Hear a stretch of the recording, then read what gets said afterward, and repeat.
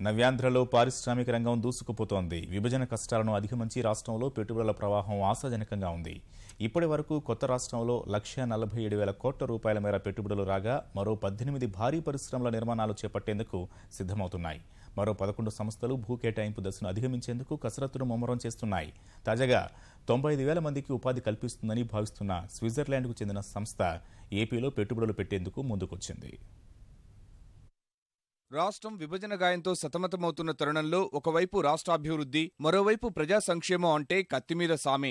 ఆర్థిక లోటుతో సతమతమవుతున్న రాష్ట్రంలో తేరుకోవడం అంత సులువు కాదు. ఈ సమయంలో ముఖ్యమంత్రి చంద్రబాబు చేపట్టిన పాలనా సంస్కరణలు రాష్ట్రం పెట్టుబడులను ఆకర్షించేందుకు దోహదం చేస్తున్నాయి. వాణిజ్య సంస్కరణల అమల్లో దేశంలోనే అగ్రస్థానంలో నిలిచిన ఆంధ్రప్రదేశ్లో పరిశ్రమలు స్థాపించేందుకు పెట్టుబడిదారులు ముందుకొస్తున్నారు. ఇప్పటివరకు రాష్ట్ర ప్రభుత్వంతో 331 భారీ సంస్థలు 4,68,877 కోట్ల రూపాయల విలువైన పెట్టుబడులకు ఒప్పందాలు కుదుర్చుకున్నాయి. వీటిల్లో 106 సంస్థలు ఇప్పటికే తమ నిర్మాణాలు ప్రారంభించాయి. వీటి ద్వారా రాష్ట్రానికి 71,290 కోట్ల పెట్టుబడులు వచ్చాయి. మరో 28 సంస్థలు భూ కేటాయింపులు పూర్తి చేసుకునే దశలో ఉన్నాయి. వీటి ద్వారా మరో 75,761 కోట్ల రూపాయలు పెట్టుబడులు రాష్ట్రానికి రానున్నాయి.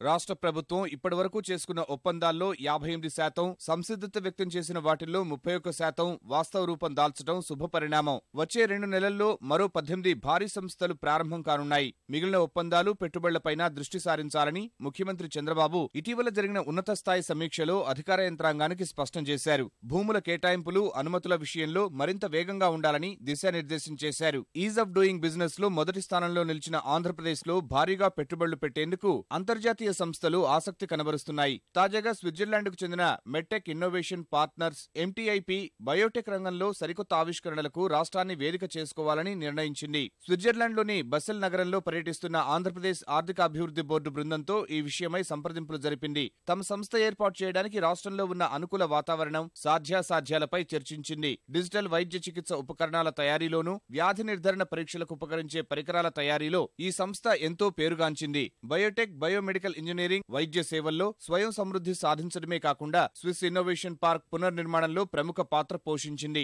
సొంత విశ్వవిద్యాలయంతో పాటు పరిశోధనా కేంద్రం కలిగిన ఈ స్విట్జర్లాండ్ సంస్థ పారిశ్రామికవేత్తలకు అంకురాల ఆవిష్కరణల సమూహంలో చోటు కల్పించేందుకు అంతర్జాతీయ స్థాయిలో కృషి చేస్తోంది. ప్రస్తుతం స్విట్జర్లాండ్లో ఉన్న ఆవిష్కరణల సమూహం వంటి దానిని ఆంధ్రప్రదేశ్లోనూ ఏర్పాటు చేయడానికి ముందుకొచ్చింది. వచ్చే జనవరిలో దావోస్లో జరిగే వరల్డ్ ఎకనామిక్ ఫోరం సదస్సుకు హాజరు కానున్న ముఖ్యమంత్రితో ఈ సంస్థ ఒప్పందం కుదుర్చుకోనుంది. ఈ సంస్థ రాష్ట్రానికి రావడం ద్వారా రానున్న 10 ఏళ్లలో 75,000 నుంచి 95,000 మందికి ఉపాధి అవకాశాలు కలుగుతాయని అధికారులు అంచనా వేశారు. ఇది మన దేశంలోనే కాక ఆసియాలోనే మొట్టమొదటి మెడ్టెక్ ఇన్నోవేషన్ ఎకోసిస్టమ్ కానుంది.